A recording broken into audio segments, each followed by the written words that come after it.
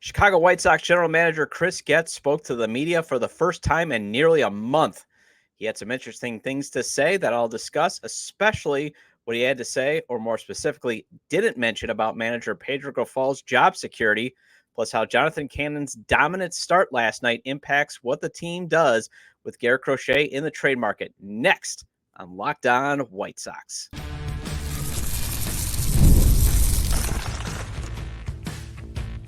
You are Locked On White Sox, your daily Chicago White Sox podcast. Part of the Locked On Podcast Network, your team every day. And hello, I'm your host, Todd Welter, a lifelong Sox fan and the site expert of Southside Showdown, part of the fan-sided network. You can check out my written content at southsideshowdown.com. And also, I've covered Major League Baseball for outlets such as the Associated Press. And thanks for making Locked On White Sox your first listen every day. We are free and available wherever you get your podcasts and on YouTube, part of the Locked On Podcast Network, your team every day. And make sure to subscribe to the YouTube channel at Locked On White Sox. Also follow or subscribe to the show wherever you get your podcasts.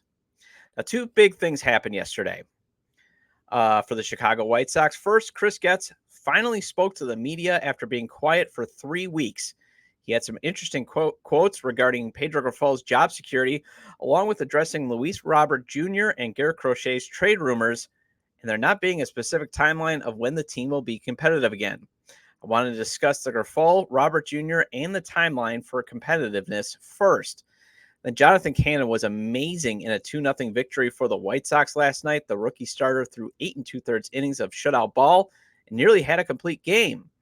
I'll address that along with how his recent hot streak might impact what Getz will do with Garrett Crochet and the trade rumor talk he addressed regarding his lefty ace in the second segment. And finally, it is Wednesday, so that means I go way back, although not too far back, as let's discuss the better days of Jose Abreu, since the Sox legend was recently released by the team's current opponent, the Houston Astros. This episode is brought to you by Prize Picks, the easiest and most exciting way to play daily fantasy sports. Go to prizepicks.com/LockedOnMLB and use code all lowercase LockedOnMLB for a first deposit match up to $100. All right. I almost pity Chris Getz, or at the very least, I'm concerned he can do this job well. I almost pity him because Getz's comments yesterday sounded like his rhetoric regarding Pedro Grifol's future has changed, and his non-committal answer sounds like a guy who is stuck with Pedro because ownership will not let him fire Grifol. And for those in the completely blame Jerry Reinsdorf crowd, you got another example of how Jerry's loyalty or unwillingness to pay Grifol to go away has greatly assisted in the Sox being the worst franchise in baseball.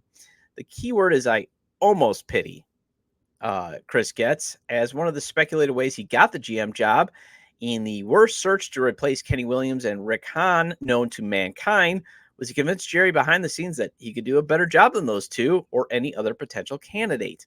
That's why I almost pity Getz. You reap what you sow. Where I'm concerned is he wouldn't put an exact timeline on when the Sox will be back to being competitive.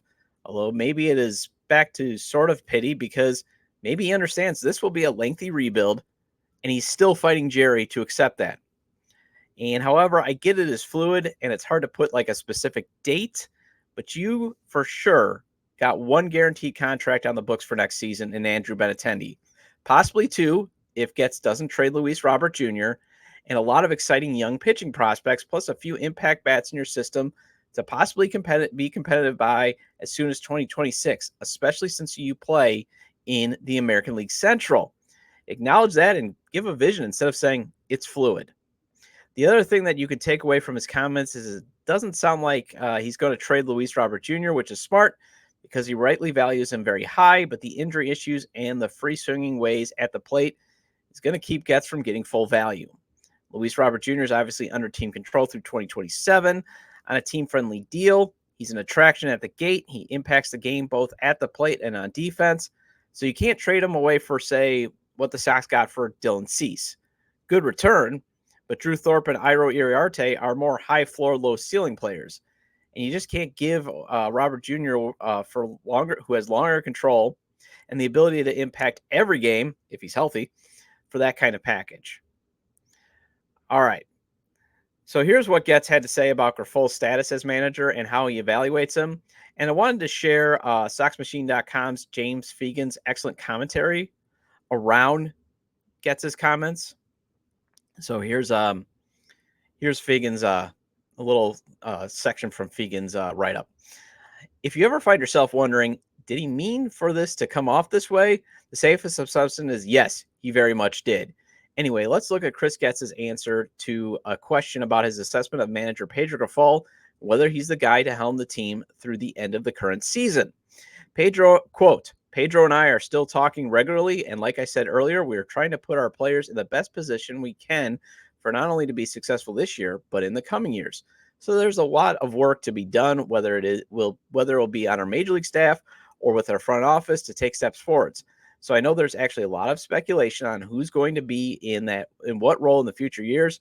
And really it's about showing up each day and figuring out how to put our players in the best position possible.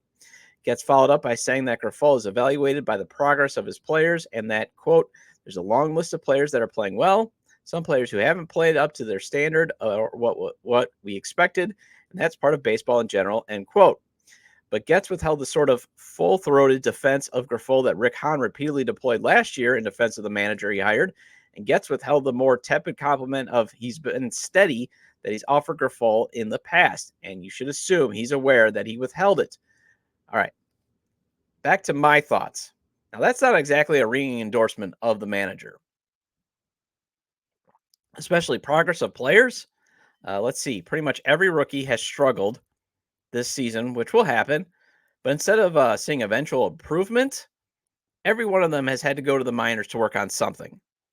That sounds like the organization then getting progress out of these players that have come back up and played well. Some of them. Not Pedro, though. Best position possible? Yeah, you and I know. Pedro's very bad at that. And, it's like it was a vague deflect answer. And on the jump to conclusions, Matt, that means Getz has probably made up his mind, but hasn't fired Grifol, probably because ownership won't let him.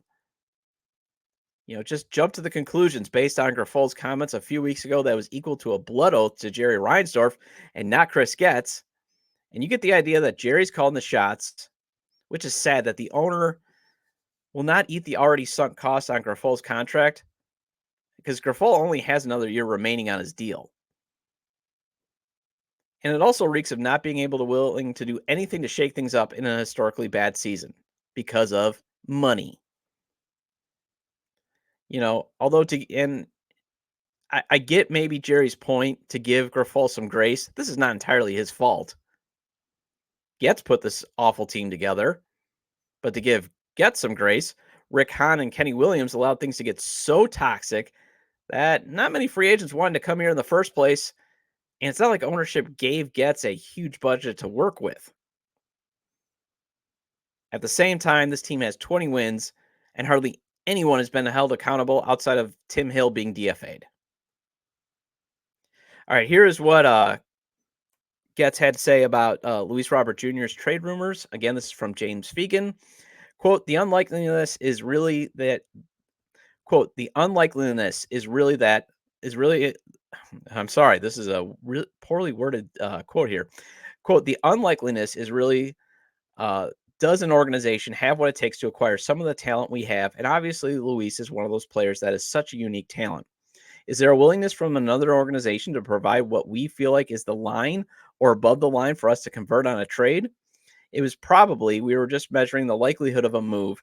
It was kind of fair to say it was going to be harder for a team to acquire a player like Luis Robert Jr., end quote. And as Herb Lawrence said from CHGO on the show yesterday, Luis's ability and contract makes him valuable to the White Sox. So you can't just settle for pennies on the dollar. However, that injury history, lack of plate discipline, and just one great season is probably the offers of getting pennies on the dollar.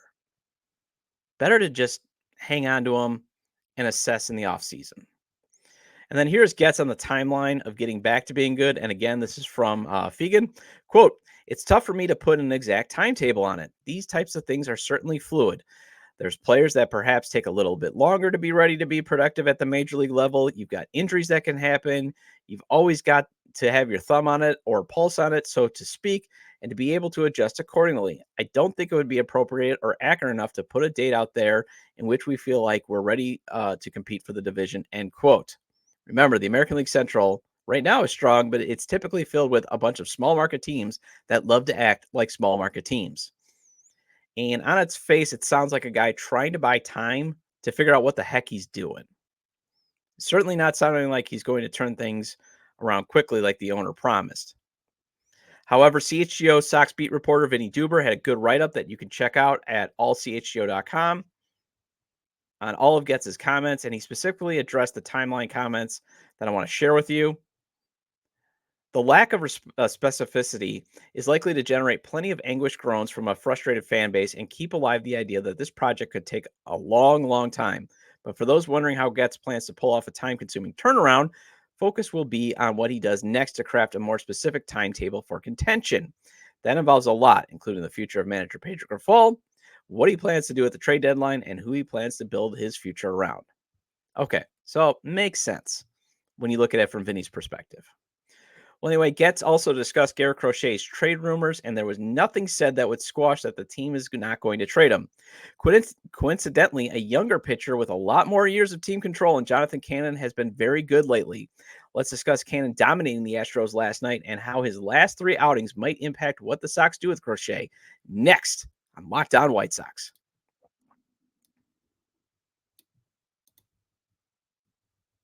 Passion, drive, and patience, the formula for winning championships, is also what keeps your ride or die alive.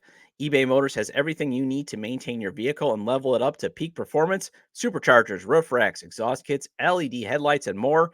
Whether you're into speed, power, or style, eBay Motors has you covered. With over 122 million parts for your number one ride or die, you'll always find exactly what you're looking for. And with eBay Guaranteed Fit, your part is guaranteed to fit your ride every time or your money back. Because with eBay Motors, you're burning rubber, not cash. With all the parts you need at the prices you want, it's easy to make your car the MVP and bring home huge wins. Keep your ride or die alive at ebaymotors.com. Eligible items only, exclusions apply. eBay Guaranteed Fit, only available to U.S. customers. And a smart person once said, stick to your strengths. And if you're good at selecting more or less when it comes to entries, let me tell you about Prize Picks. Prize Picks is America's #1 fantasy sports app with more than 5 million members.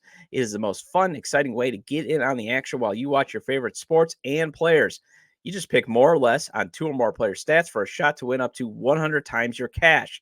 And you can now win up to 100 times your money with baseball-only lineups on Prize Picks. If you submit a winning lineup featuring 4 demon squares, you'll cash in big time on the biggest moments of baseball's early season.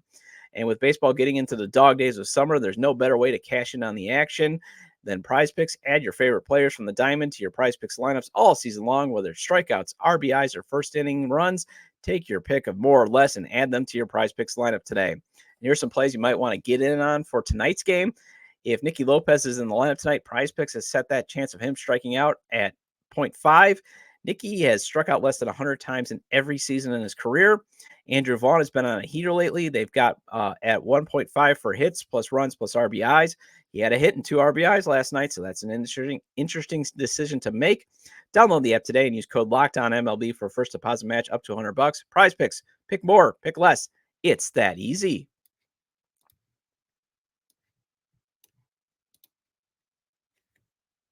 And are you watching Fox Sports or ESPN on your TV all day? Have to turn down the volume with all that shouting?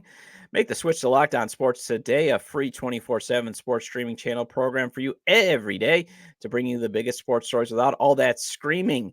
Locked On Sports Today brings you can't-miss analysis, opinions, and news streaming 24/7 on YouTube or the free Amazon Fire TV channels app, part of the Locked On Podcast Network, your team every day. And the White Sox face the Houston Astros in Game 2 of a 3-game set. First pitch is at 7:10 p.m. Central. Catch every pitch of the White Sox hometown broadcast with SiriusXM on the SXM app. Search White Sox. And welcome back to Locked On White Sox. I'm your host, Todd Welter, and thank you for making the show your first listen. Again, lots of great White Sox podcasts out there, like the CHGO White Sox podcast. And thank you for Herb Lawrence for joining the show yesterday. Hopefully you got to check out that episode. I just always ask, please make me your first listen. Please make me your first listen, please. You know, like the Hurley boy. I just don't have Chris Farley in the background saying, just make the boy your first listen. And I went old school for some of you Gen Zs. Just go on YouTube, look up the Hurley Boy. And make sure to subscribe to the YouTube channel at Locked On White Sox. Also follow or subscribe to the show on wherever you get your podcasts. All right. I want to see a starting rotation built around Garrett Crochet, and I'm officially on board with Jonathan Cannon being the second piece that rotation is built around. Cannon has given up just one run in his last 3 appearances since returning from AAA. One of those appearances was a 3-inning save, and then 2 brilliant starts. 18 2/3 innings of hope. After his first career 13 2/3 innings he threw in the big leagues, gave up 11 earned runs. He now has 3 great starts, including last night where he went 8 2/3 innings of shutout ball, getting in and out of jams. He walked 1, struck out 4. Probably would have had a complete game had he not given up a fluke 2-out base hit in the 9th and then just ran out of gas. His trajectory now looks like Crochet's. You had Crochet. He had that great opening day start. And another good, he had 2 more good starts. Then he had 3. Oh, boy. And then he's been now a bona fide ace. You hope Cannon keeps this up because he has ace potential stuff too. And then you hope you extend Crochet and build a rotation around these 2 guys who could be pocket aces. But instead, Crochet could be the one that is traded before the deadline, as a lot of the reporters in Getz's media session picked up just how many times Chris mentioned Crochet's name unsolicited. Here's another snippet from Vinny Duber's piece on allchgo.com, and I highly recommend checking out the entire piece as he covers when Chris anticipates making trades, the team not improving defensively, along with comments on Pedro's future and Luis Robert Jr.'s trade rumors. Anyways, quote, being that Dylan was an attractive player to so many different organizations, I do believe it gives us a head start in regards to knowing organizations, whether that applies to Garrett or anyone else, end quote, Getz said. Again, quote, having such a valuable player like Dylan in my first offseason as general manager has allowed me to build relationships with other general managers and get to know other organizations. So I do feel like we're well positioned when we feel like the time is right. When it comes to Garrett, more than anything, we're focused on helping him navigate this season. He's just getting his career started as a starting pitcher, and he's proven to baseball and the world that he's one of the best in the game. I think I can speak to any fan out there that when they know he's on the mound, whether it be our team or any other team, your club has a good chance to win. We're continuing to figure out what's best for the organization in regards to Garrett, but primarily we're focused on getting his start tomorrow and continuing to map out the rest of the year. And it's somewhat, and then as Vinny comments, it's somewhat notable that Getz brought up Crochet's name in comparison to trading Cease without being directly asked about the big left-hander. But it doesn't take a fly on the wall in Getz's office to assume that other teams would be interested in Crochet or that the White Sox could stand to benefit from using Crochet to improve their farm system and their future chances in general. All right, so back to me here. I think Vinny's take is important to note that Getz may have brought up Crochet a lot because, as Vinny wrote, Getz is probably getting a ton of calls about him. Makes sense to call about a young left-handed pitcher who's just dominating right now. And the Orioles, for example, they have injuries in their rotation. And they might just be the team that could put together a package of prospects that gets Getz to agree to a deal to move his young ace. You add in that his team does not pay for pitching. I mean, the White Sox do not pay for pitchers. Jerry Reinsdorf has been staunchly against giving pitchers big-time money, or at least giving them long-term extensions. And you add in, realistically, they'll probably be competitive at 2026 the earliest. And Crochet just has 2 years left of team control. So he could say yes to the right deal if, say, the Orioles were willing to part with some of their young, promising bats. And add in that Jonathan Cannon is on a positive trajectory, along with the young pitching depth that the team has. And, of course, Getz could be motivated to leverage one of his top trade assets on a 20-win team. But here's the thing. It's hard to develop an ace pitcher. It's even harder to develop 2. And you could think I'm crazy about Cannon, but the dude has the size with his arm angle and the stuff to continue to throw great. You could have a raised eyebrow to say Jonathan Cannon could be a starter. He's got that potential, especially with that 3/4 arm angle. I know John Triffin and Steve Stone were talking about that, how that can really mess up with hitters. And you put those two together and you just don't break them apart. And imagine if Drew Thorpe can bounce back and pitch like the guy you and I saw in his first career start in AA. You now then have 3 very good starters plus a lot more potential coming up. And Getz confirmed, and I give him credit for this, he likes bringing up pitchers from AA. That's a good way to develop pitching. The reason is, young pitchers only have so many figurative bullets in their arms. So why waste them in the minors at AAA? AAA should only be a parking lot, or if a pitcher initially fails, then let them work on some stuff in AAA after you've given them enough time. Like, again, I don't think they gave Jonathan Cannon enough time in the majors to make the adjustments needed. But hey, he at least went down. They asked him to work against lefties, and he's made those adjustments, and now he is rolling. And yeah, it's been 2 starts and a relief appearance, but the reason I have hope is he's passed the most recent test, and that is adjusting to baseball, making the adjustments to him. And again, he had a great first career start, and now he's had 2 other great starts and a great relief outing. It's a positive trajectory. And I've seen teams like the Guardians and the Brewers find ways to being competitive and staying competitive by developing young starting pitching. Although I know some fans were upset that Pedro pulled Cannon after 8 2/3 innings. But after that single and giving up another hit, that was an indication he just ran out of gas. And Steve Stone, he pointed out on the television broadcast it was the right move. And I rarely go against his viewpoints because he's a legendary television analyst. Well, it's Wednesday, which means it is time to go way back in the Sox franchise history, but not too far back. This time, let's discuss the better days Jose Abreu had with the Chicago White Sox. Next on Locked On White Sox.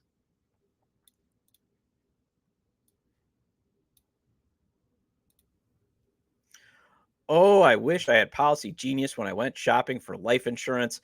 Probably would not still be getting annoying calls or emails from agents I have told time and again I'm not interested after I finally selected a policy. But it was not easy finding that policy, and that's why you should consider using Policy Genius. You may have a life insurance policy through work, but guess what? It may not go with you if you ever leave for another company, or may not provide enough coverage for your loved ones' needs if something unexpected happens to you. With Policy Genius, you can find life insurance policies that start at just $292 per year for $1 million of coverage. Some options are 100% online and let you avoid unnecessary medical exams. Policy Genius helps you easily compare your options from America's top insurers in just a few clicks. They have thousands of 5-star reviews on Google and Trustpilot from customers who found the best fit for their needs. Get peace of mind by finding the right life insurance policy with Policy Genius. Head to policygenius.com or click the link in the description to get your free life insurance quotes and see how much you could save. That's policygenius.com. And here on Locked On White Sox, we pride ourselves on getting you the latest news for your team, whether it's the offseason, the draft, spring training, or the playoffs. It's year-round. And you know what else is year-round? Collection season. Just because tax season is over doesn't mean the IRS will stop coming after you for unfiled taxes. The IRS can garnish your wages, levy your bank accounts, and even seize your property. Do not let the IRS target you. Let the licensed professionals and tax experts at Tax Network USA go to bat for you. Come to think of it, I got some 1099 income I'm going to need to correctly file this year. Plus, I file jointly, and Tax Network USA can assist me there. With over 14 years of experience and an A-plus rating by the Better Business Bureau, Tax Network USA has saved their clients over $1 billion in tax debt. Whether you owe taxes, have complicated matters that require tax planning, or finally hit that parlay this season and need help correctly filing, call 1-800-549-1000. That's 1-800-549-1000 or visit tnusa.com/lockedon. See the link in this episode description below.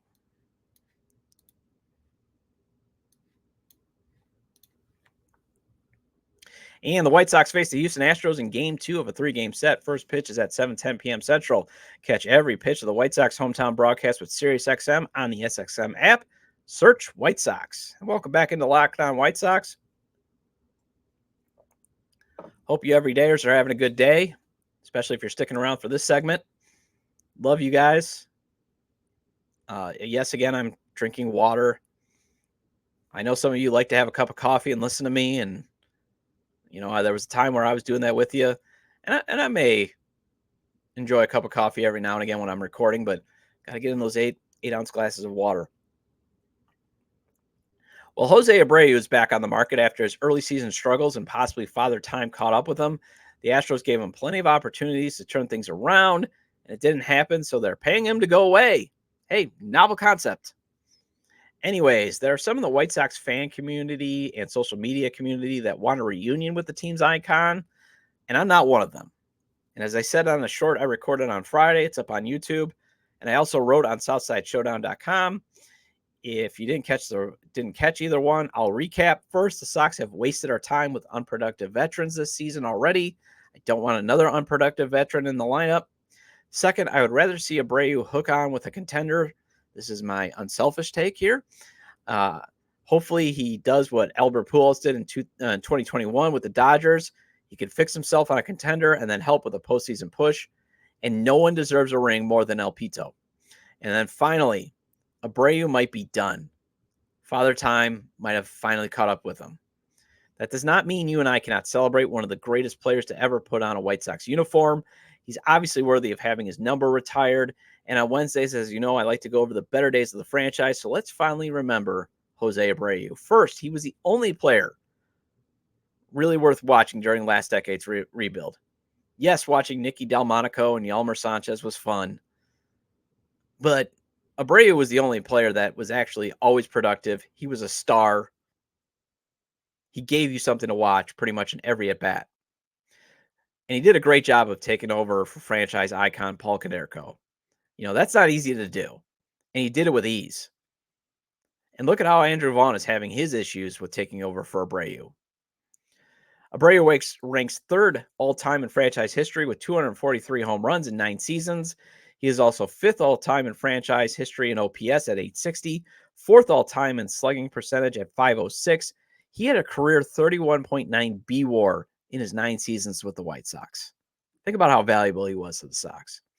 2014 AL Rookie of the Year, 3-time All-Star, won the AL MVP in the pandemic-shortened 2020 season. But man, he was so good in those 60 games, he would have probably won it had the season went a full 162. I mean, he was just on fire in 2020. Now, yes, we had to put up with those terrible Aprils and Mays, but once the weather got better in Chicago, he'd heat up and he'd be something special.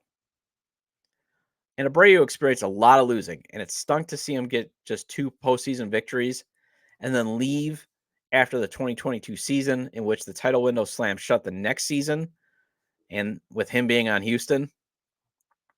And think about it, the Sox are 81 and 155 since he left town. But still, no matter how much nostalgia that could draw at the gate, the Sox just cannot afford to put another automatic out in the lineup. You already got Martin Maldonado getting plate appearances with his terrible slash line. You do not want to put Jose Abreu's 167, 195, 361 slash line in the Sox order. He does, though, deserve his number 79 to be retired.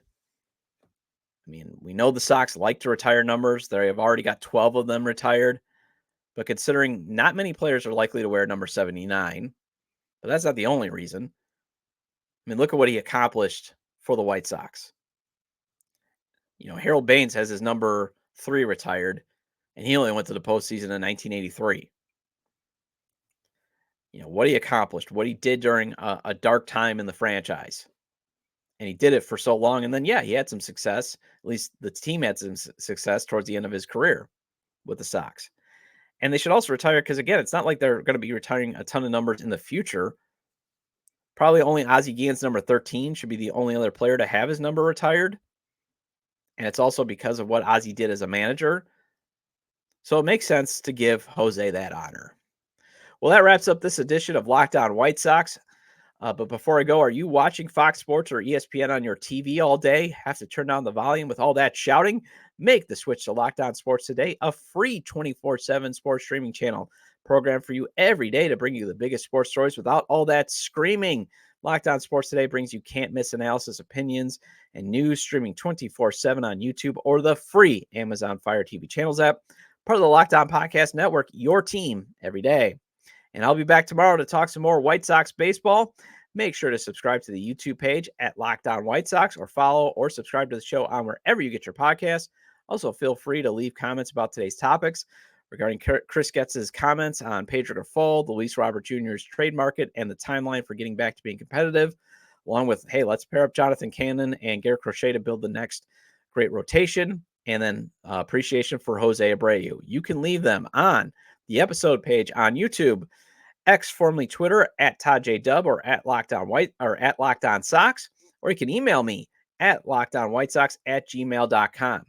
Have a great day. I'll see you tomorrow.